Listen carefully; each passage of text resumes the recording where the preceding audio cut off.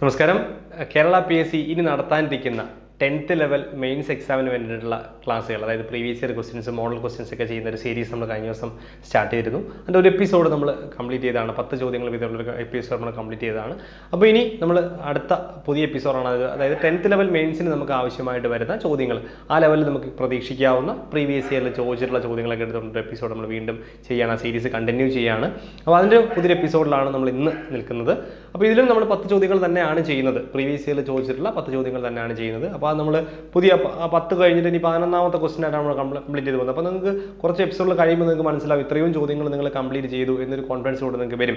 അതുകൊണ്ട് ഇനി ക്വസ്റ്റ്യൻസ് എല്ലാം നമ്മൾ 11 12 അങ്ങനെയായിരിക്കും ചെയ്തു പോകുന്നത്. അതായത് കണ്ടിന്യൂസ്. കഴിഞ്ഞ ദിവസം 10 വരെ ചെയ്തു, ഇനി 11 മുതൽ 20 വരെ ചെയ്യും, അടുത്ത ദിവസം 21 മുതൽ 30 വരെ ചെയ്യും. അങ്ങനെയായിരിക്കും നമ്മൾ മുമ്പോട്ട് പോവാം. അപ്പോൾ തീർച്ചയായിട്ടും നിങ്ങളുടെ മാർക്കുകൾ കൂടെ നിങ്ങൾക്ക് കമൻറ്റ് ചെയ്യാൻ പറ്റുമെങ്കിൽ കമൻറ്റ് ചെയ്യുക. കഴിഞ്ഞ ദിവസം ഒരുപാട് ഒരു കമൻറ്റ് ചെയ്തിരുന്നു. നിങ്ങൾക്ക് അതിനുള്ള കോൺഫിഡൻസ് ആയി എങ്കിൽ നിങ്ങൾ തീർച്ചയായിട്ടും കമൻറ്റ് ചെയ്യാൻ ശ്രമിക്കാം. ബാക്കിയുള്ള നിങ്ങളുടെ നിർദ്ദേശങ്ങളും ബാക്കിയുള്ള കമൻസിലൊക്കെ പ്രതീക്ഷിക്കുന്നു. നമുക്ക് ഇന്നത്തെ ആ 10 ചോദ്യങ്ങൾ എന്താണെന്ന് നോക്കാം.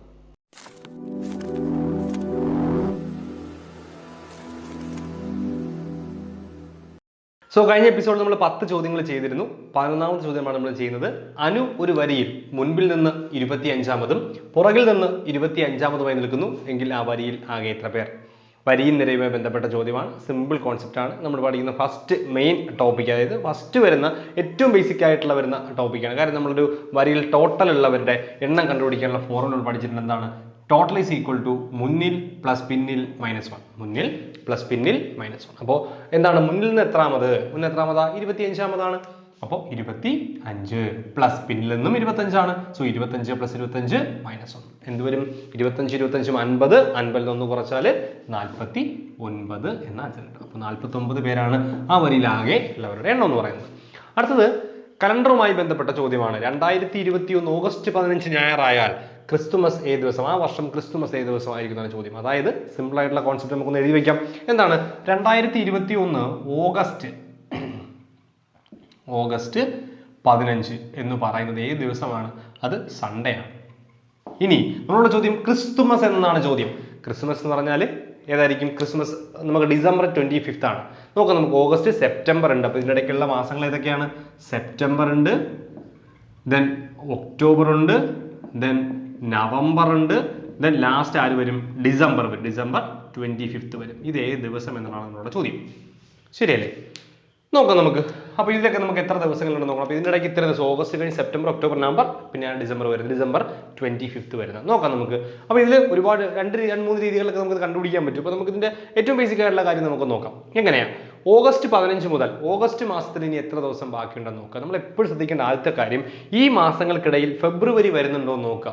എങ്കിൽ ചിലപ്പോൾ ഒരു പ്രശ്നം വരാൻ സാധ്യതയുണ്ട്. കാര്യം ലീപ്പ് ഇയർ, അധിവർഷവും നമ്മൾ സാധാരണ വർഷവും നോർമൽ ഇയർ നമ്മൾ നോക്കേണ്ടി വരും. ഇവിടെ ഫെബ്രുവരി വരുന്നില്ല. അപ്പോൾ അതിനെക്കുറിച്ച് ഡിസ്കസ് ചെയ്യേണ്ട നമുക്ക്. നോക്കിയേ, അപ്പോൾ ഓഗസ്റ്റ് 15 മുതൽ ഓഗസ്റ്റ് 30 വരെ എത്ര ദിവസങ്ങൾ ഉണ്ടാവും? ഓഗസ്റ്റ് 15 മുതൽ ഓഗസ്റ്റ് 30 വരെ അല്ലെ? കാര്യം ഓഗസ്റ്റ് എത്ര ദിവസം നമുക്ക് നോക്കാം. ഓഗസ്റ്റ് 30, 31 നമുക്ക് നോക്കാം. ഈ മാസം തന്നെയാണ്. അപ്പോൾ നമുക്കത് അറിയാം. 31 എങ്ങനെ നോക്കാം? ജനുവരി, ഫെബ്രുവരി, March, April, May, June, July, August അവിടെ തന്നെയാണ്. നമ്മളിങ്ങനെ ഈ ഹൈറ്റ് കൂടിയ ഭാഗവും ഹൈറ്റ് കുറഞ്ഞ ഭാഗവും, ഹൈറ്റ് കൂടിയ ഒരുപാട് പേര് ചോദിച്ചിട്ടുണ്ടായിരുന്നു എങ്ങനെയാണ് അത് കാൽക്കുലേറ്റ് ചെയ്യുന്നത്. അപ്പോൾ കുറേ പേർക്ക് അറിയാമായിരിക്കും, ചിലർക്ക് അറിയാൻ പാടില്ലായിരിക്കും. നമ്മൾ നോക്കേണ്ടത് ഇവിടെ നിന്ന് സ്റ്റാർട്ട് ചെയ്യാം. ഈ ഹൈറ്റ് കൂടിയതെല്ലാം 31 ദിവസങ്ങൾ വരുന്ന മന്തുകളാണ്. ഹൈറ്റ് കുറഞ്ഞ ഭാഗം 30 ആണ്. അതിൽ ഫെബ്രുവരി മാത്രമേ മാറ്റം വരുന്നുള്ളൂ. സോ നമുക്ക് നോക്കാം. ജനുവരി, ഫെബ്രുവരി, March, April, May, June, July. അവിടെ പ്രത്യേകം വരുന്നുണ്ട്. ജൂലൈയും അവിടെ തന്നെയാണ്, ഓഗസ്റ്റും അവിടെ തന്നെ നമ്മൾ കൗണ്ട് ചെയ്യണം. സെപ്റ്റംബർ ആണ് താഴേക്ക് വരുന്നത്. അപ്പോൾ ഓഗസ്റ്റ് ഇവിടെ തന്നെ വരും. ജൂൺ, ജൂലൈ, ഓഗസ്റ്റ് 31 ദിവസമുണ്ട്. ഓഗസ്റ്റിൽ 31 ദിവസങ്ങളുണ്ട്. അപ്പോൾ ഇതിൻ്റെ ഇടയ്ക്ക് ഒരു ഡേ വരും, ഓഗസ്റ്റ് 31 ദിവസം. അപ്പോൾ 15 ആണ് നമ്മുടെ കയ്യിലുള്ളത് അല്ലെ? 15 ആണ്, ഓഗസ്റ്റ് 15 ആണ് സൺഡേ എന്ന് പറയുന്നത്. അപ്പോൾ ഓഗസ്റ്റ് 31 വരെ ഉണ്ട്. അതിൽ എത്ര ദിവസമുണ്ട്? ഓഗസ്റ്റിൽ 16 ദിവസമാണ് ബാക്കിയുള്ളത്. ശരിയല്ലേ? ഓഗസ്റ്റിൽ 16 ദിവസം. കാര്യം 31 - 15, നമ്മൾ 15ലാണ് തുടങ്ങുന്നത്. ഓഗസ്റ്റ് 15 തുടങ്ങി എന്ത് ചെയ്യുന്നു? ഇനി 16 ദിവസം ബാക്കിയുണ്ട് ഓഗസ്റ്റ് 31 വരെ. ശരിയല്ലേ? ഓഗസ്റ്റ് 31 വരെ. സെപ്റ്റംബർ എത്ര ദിവസമുണ്ട്? ഓഗസ്റ്റ് സെപ്റ്റംബർ ഇപ്പുറത്താ 30 ദിവസമുണ്ട്.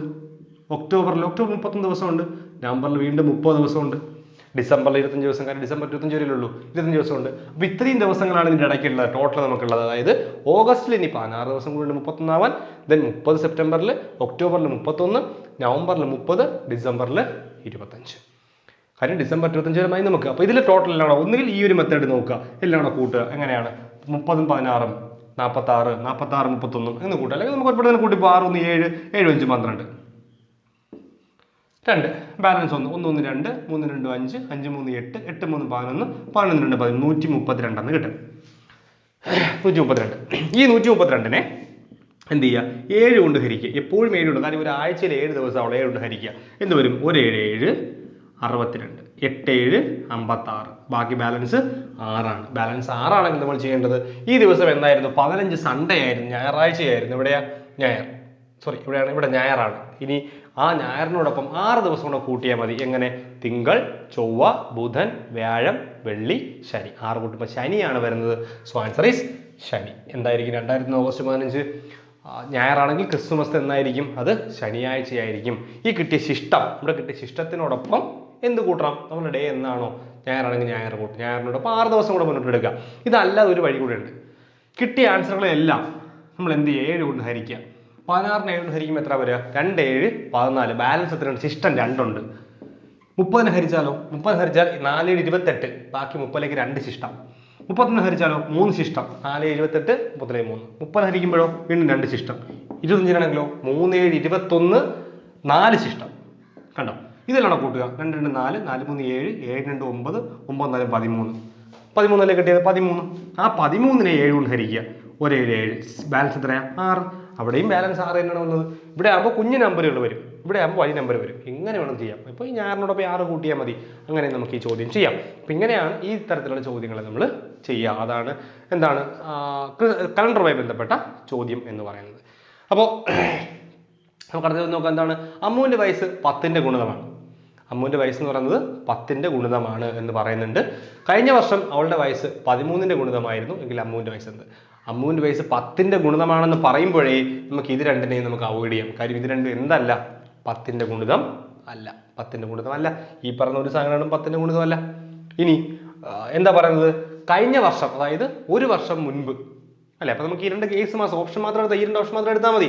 കാര്യം 10ന്റെ ഗുണിതം 39 10ന്റെ ഗുണിതം അല്ല, 52 10ന്റെ ഗുണിതം അല്ല. അതായത് 10 20 30 40 50 അങ്ങനെ 10ന്റെ ഗുണിതം.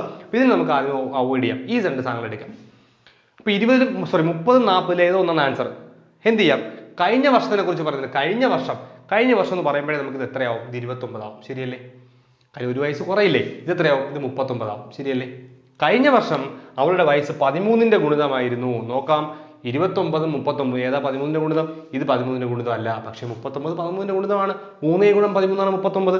സോ ആൻസർ ഈസ് 39 വരുന്ന ഭാഗം, അതായത് 40 ആയിരിക്കും അമ്മുവിന്റെ വയസ്സ്. ഇങ്ങനെ വളരെ പെട്ടെന്ന് ചെയ്തു പോലും നോക്കാം, നമുക്ക് അതിന്റെ ആൻസർ സിമ്പിൾ ആയിട്ട് പറയാൻ പറ്റും. അതാണ് പ്രത്യേകത. ഓക്കെ, ക്ലിയർ ആണെന്ന് തോന്നുന്നു. ക്വസ്റ്റ്യൻ നമ്മൾ എഴുതിയൊന്നുമില്ല, നമ്മൾ പറഞ്ഞതാണ്. എന്തെങ്കിലും ഡൗട്ട്, അതിന് ഏത് ക്വസ്റ്റ്യനും ആയിക്കോട്ടെ, ഞാൻ പറഞ്ഞത് ഉൾപ്പെടെ എന്ത് ക്വസ്റ്റ്യൻ ഉണ്ടെങ്കിലും ചോദിച്ചോണം. ഡൗട്ട് ക്ലിയർ ചെയ്തേ നമ്മൾ പോകാൻ പാടുള്ളൂ. ആ ഒരു ഡൗട്ട് ക്ലിയർ ചെയ്താൽ ഇനി ഒരു ക്വസ്റ്റ്യൻ വരുമ്പോൾ നമ്മൾ കൃത്യമായിട്ട് ചെയ്യാൻ നമുക്ക് പറ്റണം. നോക്കാം, എക്സിന്റെ y പെർസെൻറ്റേജ് 30 ആയാൽ വൈയുടെ എക്സ് പെർസെൻറ്റേജ് എത്രയാണ്? എക്സിന്റെ y പെർസെൻറ്റേജ് എത്ര? 30 ആയാൽ വൈയുടെ എക്സ് പെർസെൻറ്റേജ് വളരെ സിമ്പിൾ ആണ്. ആൻസർ എപ്പോഴും 30 ആയിരിക്കും. അത് നമ്മൾ പഠിച്ചു വെക്കേണ്ട കാര്യമാണ്. എയുടെ ബി ശതമാനവും ബിയുടെ എ ശതമാനവും എപ്പോഴും തുല്യമായിരിക്കും. അതായത് എക്സിന്റെ y ശതമാനവും തിരിച്ചു വൈയുടെ എക്സ് ശതമാനവും എപ്പോഴും തുല്യമായിരിക്കും. കാര്യം എക്സിന്റെ y ശതമാനം 30 ആണെങ്കിൽ തിരിച്ചു വൈയുടെ എക്സ് ശതമാനവും 30 തന്നെ ആയിരിക്കും. നോക്കി അപ്പോഴും തന്നെ സെക്കൻഡ് കൊണ്ട് ആൻസർ പറയാൻ പറ്റുന്ന ചോദ്യമാണ് എക്സിന്റെ y പെർസെൻറ്റേജും വൈയുടെ എക്സ് പെർസെൻറ്റേജും. സിമ്പിളായിട്ട് നമ്മൾ ചെയ്ത കാര്യം. വളരെ എളുപ്പത്തിൽ നമുക്ക് ചെയ്യാൻ പറ്റിയ ചോദ്യമാണ്. 15ാമത്തെ ചോദ്യം. 20 പേർ 6 ദിവസം കൊണ്ട് തീർക്കുന്ന ജോലി 8 പേർ എത്ര ദിവസം കൊണ്ട് തീർക്കും? അപ്പോൾ ഇത് തെറ്റിപ്പോകരുത്. നമുക്ക് വളരെ പെട്ടെന്ന് ചെയ്യാൻ പറ്റുന്ന ചോദ്യമാണ്. നമുക്ക് നോക്കാം എന്താണ് നമ്മൾ പറയേണ്ടത്. നമുക്കുള്ളത് ആൾക്കാരുടെ എണ്ണമുണ്ട്. തെറ്റിപ്പോകരുത്. ഇങ്ങനെ എഴുതേണ്ട കാര്യമില്ല. എങ്കിലും നിങ്ങൾക്ക് തെറ്റിപ്പോകുന്നവർക്ക് അങ്ങനെ എഴുതാം. എണ്ണമുണ്ട്, ഡേയും ഉണ്ട്, ദിവസവും ഉണ്ട്. അപ്പൊ ഇങ്ങനെ എണ്ണം ദിവസം പറഞ്ഞു നോക്കിയേ. എണ്ണം, ആദ്യത്തെ എണ്ണം എത്ര? 20 പേർ. സോ എണ്ണം 20 എത്ര ദിവസം കൊണ്ട്? 6 ദിവസം. സോ 20 × 6 കണ്ടോ? 20 പേർ 6 ദിവസം കൊണ്ട് ഈക്വൽ ടു എത്ര? അടുത്ത എണ്ണമാണ് വീണ്ടും. എണ്ണം എത്രയാ? 8 പേർ. 8 പേർ എത്ര ദിവസം കൊണ്ട് തീർക്കും? ഡേ കണ്ടുപിടിക്കുന്നത് ഇങ്ങനെ. ഡേ അറിയില്ല. അപ്പൊ ഇത്രേ ഉള്ളൂ. സംഭവം എഴുതുന്നത് ഇങ്ങനെയാണ്. 20 പേർ 6 ദിവസം കൊണ്ട് തീർക്കുന്ന ജോലി 8 പേർ എത്ര ദിവസം കൊണ്ട് തീർക്കും? അതാണ്. അപ്പൊ തെറ്റിപ്പോകാതിരിക്കണം. ഓർഡർ മാറിപ്പോകരുത്. എണ്ണത്തിന്റെ അവിടെ ദിവസത്തിനോട് എണ്ണം കൊണ്ട് എഴുതരുത്. അത് ഇവിടെ ഈ ഓർഡർ അപ്പുറത്ത് അത് തന്നെ ഫോളോ ചെയ്യാന്നുള്ള പറയാം. തിരിച്ച് ഇങ്ങനെ എഴുതിയാലും ഇവിടെ തെറ്റാനൊന്നും പോകുന്നില്ല. ഈ ക്വസ്റ്റ്യൻ തെറ്റൊന്നുമില്ല എങ്കിലും ഞാൻ പറഞ്ഞതേ ഉള്ളൂ. അപ്പൊ നമുക്ക് ഈ ഒരു പാറ്റേൺ ആയതുകൊണ്ട് തെറ്റില്ല. ഓക്കെ. സോ 20 പേര് 6 ദിവസം കൊണ്ട് തീർക്കുന്ന ജോലി 8 പേര് എത്ര ദിവസം കൊണ്ട് തീർക്കും? അത്രേ ഉള്ളൂ. അപ്പോൾ ദിവസം നമുക്കറിയില്ല, എക്സ് ആൻഡ് എടുത്തു, ഞാൻ 8 ഇപ്പുറത്ത് കൊണ്ടിട്ടാണ്, നമുക്ക് എക്സ് ആണ് വേണ്ട, എത്ര ദിവസം കൊണ്ട് തീർത്തു? 8 ഇപ്പുറത്ത് വരുമ്പോൾ എന്താവും? 20 × 6/8. കാര്യം 8 ഗുണിച്ചിരിക്കുകയല്ലേ, ഇവിടെ വരുമ്പോൾ ഹരിക്കും. ഈ ഡേ നിങ്ങൾ എഴുതണമെന്നില്ല കേട്ടോ, ഞാൻ കറക്റ്റ് പറഞ്ഞു, ഈ ഫോമിൽ എഴുതി പോയാൽ മതി. 20 പേർ 6 ദിവസം കൊണ്ട് തീർക്കുന്ന ജോലി 8 പേർ എത്ര ദിവസം കൊണ്ട്? അത്രേ ഉള്ളൂ. അപ്പോൾ 20 × 6 = 8 × x. ഇത് ക്യാൻസൽ ചെയ്യാം, നമുക്ക് 4 കൊണ്ട് ക്യാൻസൽ ചെയ്യാം. 5 × 4 = 20, 2 × 4 8, 4 ഉണ്ടായാൽ ക്യാൻസൽ ചെയ്യാം. ഇത് ക്യാൻസൽ ചെയ്യുമ്പോഴോ 3 × 2 6, 5 × 3 15. അപ്പോൾ എത്ര ദിവസം കൊണ്ട് തീർക്കും? 15 ദിവസം വേണം. ആൻസറിലുണ്ട് 15. അപ്പോൾ 15 ചോദ്യങ്ങൾ നമ്മൾ കഴിഞ്ഞു. അതായത് 5 ചോദ്യങ്ങൾ നമ്മൾ ഇന്ന് ക്ലിയർ ചെയ്തു, 10 ചോദ്യങ്ങൾ കഴിഞ്ഞ ദിവസം ചെയ്തു. അപ്പോൾ നമുക്കിനി ബാക്കിയുള്ള 5 ചോദ്യങ്ങളിലേക്ക് വരാം. 16ാമത്തെ ചോദ്യം, 7 സംഖ്യകൾ സമാന്തര ശ്രേണിയിൽ ക്രമീകരിച്ചിരിക്കുന്നു. മധ്യപദം 15 ആയാൽ പദങ്ങളുടെ തുക എന്നുള്ളതാണ് ചോദ്യം. അപ്പം ഇങ്ങനെയുള്ള ചോദ്യം വന്നാൽ നമ്മൾ വേറെ ഒന്നിനും നിൽക്കേണ്ട, വളരെ സിമ്പിളാണ് നമുക്ക് ചെയ്യുന്നത്. അതായത് ശരാശരി ആയിട്ട് നമുക്ക് ഇതിനെ ബന്ധപ്പെടുത്താം. അതായത് 7 സംഖ്യകൾ, കുറച്ച് സംഖ്യകൾ സമാന്തര ശ്രേണിയിൽ തന്നിരിക്കുകയാണ്. സമാന്തര ശ്രേണിയിലാണ് എങ്കിൽ അതിൻ്റെ മധ്യപദം തന്നിട്ടുണ്ട് എങ്കിൽ, മധ്യപദം എന്ന് പറയുന്നത് എപ്പോഴും അതിൻ്റെ ശരാശരി ആയിരിക്കും. ശരാശരി അപ്പോൾ കുറച്ച് ഒരു സമാന്തര ശ്രേണികൾ AP അരിത്തമെറ്റിക് പ്രോഗ്രഷനിലാണ് എങ്കിൽ അതിനകത്ത് മധ്യപദം എന്ന് പറഞ്ഞാൽ അതിൻ്റെ ശരാശരി ആയിരിക്കും എന്ന് ഓർത്തുള്ളൂ. അപ്പോൾ ഈ പറഞ്ഞ 15 ശരാശരിയാണ്. എത്ര സംഖ്യകളുടെ ശരാശരി? 7 സംഖ്യകളുടെ ശരാശരി 15 ആണെങ്കിൽ തുക എന്ത്? 7 സംഖ്യകളുടെ ശരാശരി, സംഖ്യകളുടെ എണ്ണം അറിയാം, ശരാശരി അറിയാം, തുക എന്ന് പറയുന്നത് ശരാശരി ഗുണം എണ്ണം. സോ 15 × 7, 15 × 7 എന്ന് പറയുന്നത് 7 × 5 35, 1 7 3 105 നമുക്ക് ആൻസർ കിട്ടും. അപ്പോൾ അതിനകത്ത് നമ്മൾ കൂടുതലൊന്നും ശ്രദ്ധിക്കേണ്ട കാര്യമില്ല, ശരാശരിയാണെന്ന് ഓർമ്മിക്കുക. ഒരു സമാന്തര ശ്രേണിയിൽ കുറച്ച് സംഖ്യകൾ തന്നിരിക്കുകയാണ്, അതിന്റെ മധ്യപദം കൊണ്ട് ഉദ്ദേശിക്കുന്നത് എപ്പോഴും ആ സംഖ്യകളുടെ ശരാശരിയാണ് എന്ന് മാത്രം ഓർമ്മിക്കുക. ശരാശരിയാണെങ്കിൽ തുക എന്ന് പറയുന്നത് ശരാശരി ഗുണം എണ്ണം. ഇവിടുത്തെ എണ്ണം 7 ആണ്, അതുകൊണ്ട് 15 × 7. ഞാൻ ചെയ്തിട്ടില്ല, പറയുകയാണ് ചെയ്തത്. നിങ്ങൾ ക്ലിയർ ആണെങ്കിൽ പറയാം, അതല്ല എന്തെങ്കിലും ഡൗട്ട് ഉണ്ടെങ്കിൽ തീർച്ചയായിട്ടും പറയും, കമന്റ് ചെയ്യാം. നോക്കാം, നമുക്ക് അടുത്തത് ബോർഡ് മാസ് എന്നുള്ള ചോദ്യമാണ്. നമുക്ക് ഇവിടെ തന്നെ ചെയ്യാൻ ശ്രമിച്ചാലോ? നോക്കാം, നമുക്ക് 30 ഡിവിഷൻ നമ്മൾ ആദ്യം ചെയ്യാം അല്ലേ. 36 × 4 എന്ന് പറഞ്ഞാൽ 9, 36 / 4 എന്ന് പറഞ്ഞാൽ 9 ആണ്. അപ്പോൾ ഇത്രയും ഭാഗം മാറി എന്തായിട്ട് മാറും? 9 ആയിട്ട് മാറും. അപ്പോൾ 9 × 9 + 9 - 9, 9 × 9 ഇത്രയും ഭാഗം എന്തായിട്ട് മാറും? 81. 9 × 9 81 അല്ലേ. 81 ദായി +9 ഉം -9 ക്യാൻസൽ ആയി പോയി. അപ്പോൾ 9 × 9 81. പെട്ടെന്ന് കിട്ടിയ ആൻസർ. ഇതൊക്കെ ഞാൻ ഇങ്ങോട്ട് മാറ്റി എഴുതുന്നില്ല, നമ്മൾ കുറച്ചുകൂടി ഡെവലപ്പായിട്ട് ചിന്തിക്കാൻ വേണ്ടിയാണ് പറഞ്ഞത്. 36 / 4 9 ആവും, പിന്നെ ഗുണനമാണ് ചെയ്യേണ്ടത്. 9 × 9 81 ആയി, പ്ലസും മൈനസും ക്യാൻസൽ ആയി പോയി. കാര്യം 9 - 9 0 ആണ്, അതങ്ങ് പോയി, ബാക്കി 81. അടുത്ത നല്ല ചോദ്യമാണ്. HES എന്ന് പറയുന്നത് 3 അക്കങ്ങളാണ്. HE × HE എന്ന് പറയുന്നത് SHE ആണ് എങ്കിൽ S + H + E എന്നാണ് ചോദ്യം. നോക്കാം, നമുക്ക് HE × HE, HE*HE എന്നാണ് പറഞ്ഞേക്കുന്നത്. HE*HE എന്നാണ് പറയുന്നത്. അപ്പോൾ നമുക്ക് ഇങ്ങനെ ചിന്തിക്കുക, HE എന്ന് പറയുന്നത് നമുക്ക് അതിനെ വേണമെങ്കിൽ നമുക്ക് മനസ്സിലാക്കാൻ പറ്റുന്നത് എങ്ങനെ എഴുതാം? HE² എന്ന് വേണമെങ്കിൽ നമുക്ക് ചിന്തിക്കാം. ഇത് ഒരു ഇൻറ്റു ആണ് ഉദ്ദേശിക്കുന്നത്, HE × HE ആണ് ഉദ്ദേശിക്കുന്നത് കേട്ടോ. അപ്പോൾ HE² എന്ന് പറയുന്നത് ഷീ ആണെന്ന് നമുക്ക് എടുക്കാം. അപ്പോൾ ഏതോ ഒരു 2 അക്ക സംഖ്യയുടെ വർഗം ആണ് ഈ സംഖ്യ, HE വർഗം. കാര്യം HE × HE ആണ് പറഞ്ഞേക്കുന്നത്. സോ HE വർഗമാണ് ഷീ എന്ന് നമുക്കറിയാം. അതായത് ഒരു 2 അക്ക 2 ഡിജിറ്റ് നമ്പറിന്റെ വർഗമാണ് ഈ കിടക്കുന്ന ആൻസർ എന്ന് പറയുന്നത് അല്ലേ. അപ്പോൾ 2 ഡിജിറ്റ് നമ്പറിന്റെ വർഗ്ഗങ്ങൾ നമുക്ക് എവിടെ സ്റ്റാർട്ട് ചെയ്യും നമുക്ക് ആലോചിക്കാം. അങ്ങനെ ചെയ്യുമ്പോൾ പെട്ടെന്ന് കിട്ടും. നോക്കാം, 2 ഡിജിറ്റ് ഒരു 3 ഡിജിറ്റ് നമ്പറാ, ഒരു 2 അക്ക സംഖ്യകളുടെ വർഗ്ഗം, കിട്ടിയ ആൻസർ 3 അക്ക സംഖ്യയാണ് കിട്ടിയിരിക്കുന്നത്. അപ്പോൾ വർഗ്ഗങ്ങളായിട്ട് വരുന്ന 3 അക്ക സംഖ്യകൾ എവിടെ തുടങ്ങും? നമുക്ക് നോക്കാം, 100 ഒരു സംഖ്യയാണ്. 100 ഇതിലേക്ക് ഈ പ്രത്യേകത ഉണ്ടോ എന്ന് നോക്കാം. ഒരു സംഖ്യയുടെ വർഗ്ഗം എടുക്കുമ്പോൾ ഇതിലൊരു പ്രത്യേകത ഉണ്ടെന്ന് വെച്ചാൽ ഈ സംഖ്യയുടെ വർഗ്ഗം ഏത് 2 അക്ക സംഖ്യയുടെ വർഗ്ഗമാണോ എടുക്കേണ്ടത് ആ 2 അക്ക സംഖ്യ ആയിരിക്കണം എന്താ ഇവിടെ വരേണ്ടത്. അതായത് ഇവിടെ 10ന്റെ വർഗ്ഗം എടുത്താൽ ഇവിടെ 10 എന്ന് വരണം. ഓക്കെ, പിന്നെ ജസ്റ്റ് എക്സാമ്പിൾ പറയാം. 10ന്റെ വർഗ്ഗം 610 ആണ് എങ്കിൽ കറക്റ്റ് ആണ്. 10ന്റെ വർഗ്ഗം എടുത്ത് 610. ഇവിടെ വരുന്ന സംഖ്യകളും ഈ സംഖ്യകളും തുല്യമായിരിക്കണം. നമുക്ക് നോക്കാം. ഫസ്റ്റ് വരുന്ന വർഗ്ഗം 100, 3 അക്ക ഡിജിറ്റ് ആണ്. നമുക്ക് 3 അക്കമാണ് വർഗ്ഗമായിട്ട് കിട്ടേണ്ടത്. 2 അക്ക സംഖ്യയുടെ വർഗ്ഗം എടുക്കുമ്പോൾ 3 അക്ക സംഖ്യ വർഗ്ഗമായിട്ട്. അപ്പോൾ 3 അക്ക സംഖ്യ വർഗ്ഗം വരുന്ന ഫസ്റ്റ് സംഖ്യ 100 ആണ്. അത് എന്തിന്റെ വർഗ്ഗമാണ്? 10ന്റെ സ്ക്വയർ ആണ്. എക്സ്പ്ലെയിൻ ചെയ്യുമ്പോൾ കുറച്ച് സമയം എടുക്കും, ചിന്തിക്കാൻ എളുപ്പമാണ്. 10ന്റെ സ്ക്വയർ ആണ്, ശരിയല്ലേ? നോക്കാം നമുക്ക്. ഇപ്പോൾ 10ന്റെ സ്ക്വയർ ആണ് 100. ഇതെടുത്ത് കമ്പയർ ചെയ്തേ, 10 ആണ് വന്നിരിക്കുന്നത്. ആ HE വന്നാൽ ഇവിടെ ലാസ്റ്റ് ഡിജിറ്റ് HE ആയിരിക്കണം. ഇവിടെ 10 വന്നാൽ ഇവിടെ 10 എന്ന് വരണം. പക്ഷെ 10 വന്നില്ല, 2 0 വന്നിരിക്കുന്നത്. അടുത്തത് വരുന്നത് 100 കഴിഞ്ഞാൽ വരുന്നത് 121 ആണ്. ഏതിന്റെ വർഗ്ഗം? 11ന്റെ വർഗ്ഗമാണ്, ശരിയല്ലേ? 11ന്റെ വർഗ്ഗമാണ്. അപ്പോൾ 11 വർഗ്ഗം എടുക്കുമ്പോൾ നോക്കി, 11ന്റെ വർഗ്ഗമാണെങ്കിൽ ഇവിടെ 11 തന്നെ വരണം. എന്തോ വന്നിട്ടില്ല, 21 വന്നിരിക്കുന്നത്. 12ന്റെ വർഗ്ഗം എടുക്കുമ്പോഴോ നമുക്കത് 144 എന്നാണ് വരുന്നത്. ഇവിടെ 12 ഇവിടെ 44 വരുന്നത്. ഈ ഒരു ക്രൈറ്റീരിയയാണ് ഇവിടെ ഫോളോ ചെയ്തിരിക്കുന്നത്. അങ്ങനെയാണെങ്കിൽ നമുക്ക് പെട്ടെന്ന് ചിന്തിച്ചാൽ കിട്ടുന്ന സാധനം എന്ന് പറയുന്നത് 25ന്റെ വർഗ്ഗം എടുത്ത് നോക്കി. നമുക്ക് 625 എന്നാണ് വരുന്നത്. നോക്കിയാണ് ഇവിടെ 25, ഇവിടെ 25. ഈ ഒരു ക്രൈറ്റീരിയ ഇവിടെ സാറ്റിസ്ഫൈഡ് ആണ്. അതായത് HE സ്ക്വയർ എടുത്തപ്പോൾ നമുക്ക് SHE എന്നാണ് കിട്ടിയതെങ്കിൽ നോക്കി ഇവിടെ HE ഇവിടെ HE. അപ്പോൾ ഇവിടെ 25 ഇവിടെ 25. അതെങ്ങനെ വന്നു? അപ്പോൾ ഈ സംഖ്യ എന്ന് പറയുന്നത് 25ന്റെ വർഗ്ഗമാണ്. HEക്ക് പകരം വന്നത് 25ന്റെ വർഗ്ഗവും ഇവിടെ 625 എന്നാണ് വന്നിരിക്കുന്നത്. ഇതാണ് ഏറ്റവും എളുപ്പമുള്ള വഴി എന്ന് പറയുന്നത്. നമുക്ക് കൂടുതൽ ചിന്തിച്ച ഇത്ര എളുപ്പമുള്ള വഴി ഇതാണ് ഒരു മെത്തേഡ് എന്ന് പറയാം. അപ്പോൾ നമ്മൾ നേരത്തെ പറഞ്ഞിട്ടുണ്ട് 10 മുതൽ 20 25 വരെയുള്ള വർഗ്ഗങ്ങളെങ്കിലും കാണാതെ പഠിച്ചു വെക്കാൻ പറഞ്ഞിട്ടുണ്ട്. അപ്പോൾ ആ ഒരു കോൺസെപ്റ്റ് നോക്കുകയാണെങ്കിൽ നമുക്ക് പെട്ടെന്ന് കിട്ടും. 25ന്റെ വർഗ്ഗമാണ് 625. അപ്പോൾ S എന്ന് പറഞ്ഞാൽ 6, H എന്ന് പറഞ്ഞാൽ 2, E എന്ന് പറഞ്ഞാൽ 5. ഇവിടെ കൂട്ടുമ്പോൾ 6 + 2 + 5.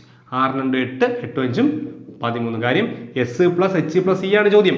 S + H + E എത്രയാണ്? 6 + 2 + 5 എന്ന് പറയുന്നത് 13 എന്ന് നമുക്ക് ആൻസർ കിട്ടും. ഇങ്ങനെയാണ് ഈ ചോദ്യം. ഒരു വെറൈറ്റി ആയിട്ടുള്ള ചോദ്യം ആയിരുന്നു. ഓക്കെ, അത് കഴിഞ്ഞു. 19ാമത്തെ ചോദ്യം, 5000 രൂപ 8% നിരക്കിൽ 2 വർഷത്തേക്ക് നിക്ഷേപിച്ചാൽ തിരികെ ലഭിക്കുന്ന തുക എന്ത്? ഇവിടെ സാധാരണ പലിശയെന്നോ കൂട്ടുപലിശ എന്ന് പറയുന്നില്ല. അങ്ങനെ പറഞ്ഞിട്ടില്ല എങ്കിൽ അത് സാധാരണ പലിശയാണ് എന്ന് നമ്മൾ മുമ്പും പറഞ്ഞിട്ടുണ്ട്. നോക്കാം നമുക്ക്. 5000 രൂപ അല്ലേ, 8% നിരക്കിൽ 2 വർഷത്തേക്ക് നിൽക്കുന്ന തുക ഡയറക്റ്റ് കണ്ടുപിടിക്കാനുള്ള ഫോർമുലയൊക്കെ നമുക്ക് അറിയാം. എങ്കിലും നമുക്ക് പലിശ തന്നെ കണ്ടുപിടിക്കാം. എന്താ പലിശയുടെ ഫോർമുല? I = PNR/100. നമുക്കെല്ലാം പറക്കിയിടാം. P എത്രയാണ്? P 5000. N എത്രയാ? 2 വർഷം. റേറ്റ് ഓഫ് ഇൻട്രസ്റ്റ് എത്രയാ? 8/100. ഇതാ ഈ 2 0 ക്യാൻസൽ ആയിപ്പോയി. ബാക്കി വരുന്നത് 5 × 2 10, 10 × 80, 80 ഒരു 0 800. 800 ആണ് പലിശ. പലിശയാണ്, തെറ്റിക്കരുത്. 800 ഓപ്ഷൻ ഫസ്റ്റ് കിടക്കുക, അത് എഴുതി കളയരുത്. തിരികെ ലഭിക്കുന്ന തുകയാണ് ചോദ്യം. 5000-നോടൊപ്പം 5000 കൊടുത്തു, അതിനോടൊപ്പം 800 കൂടുമ്പോൾ 5800 ആയിരിക്കും തിരികെ ലഭിക്കുന്ന തുക എന്ന് പറയുന്നത്. ക്ലിയർ?